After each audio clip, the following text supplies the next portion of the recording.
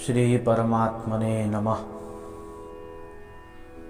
आधा ज्ञान मुसीबत को खड़ा करता है, इसलिए कहा गया है कि ज्ञान की संपूर्णता ही होनी चाहिए, आधा ज्ञान नहीं होना चाहिए। दो मुसाफिर थे, नदी के किनारे पहुंचे। उन्हें नदी के उस पार जाना था। उन्होंने देखा कि यहाँ पर नौका है। मित्र ने कहा चलो।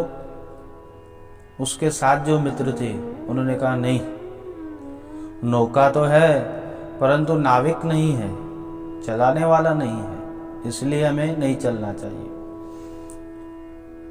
पहला मित्र बोला कि नौका है, हमें चलना चाहिए। हम सुनते आ रहे हैं कि नदी को पार करने के लिए नौका की आवश्यकता होती है और नौका है। दूसरे मित्र ने कहा कि नौका तो है परंतु चलाने वाला नाविक नहीं है, इसलिए हमें नहीं चलना चाहिए। पहले वाले मित्र जो थे वो नहीं माने और वो चले गए। चलते चलते थोड़ा आगे चले। उन्होंने मन में विचार किया कि मेरे मित्र भी आते थे तो अच्छा था, नौका तो चल रही है, मैं चला रहा हूँ।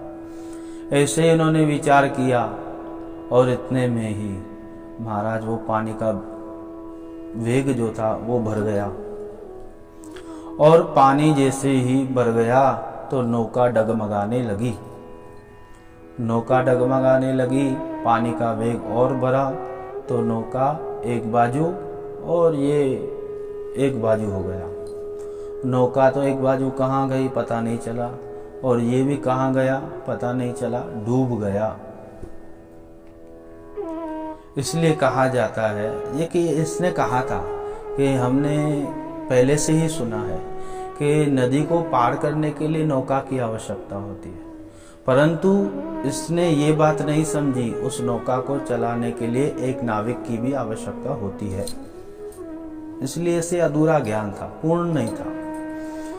जो वस्तु तैरने वाली है वो डुबाने वाले भी है, इसलिए ज्ञान जो है वो पूर्ण होना चाहिए, अधूरा नहीं होना चाहिए। नमः पार्वती पतये, हर हर महादेव।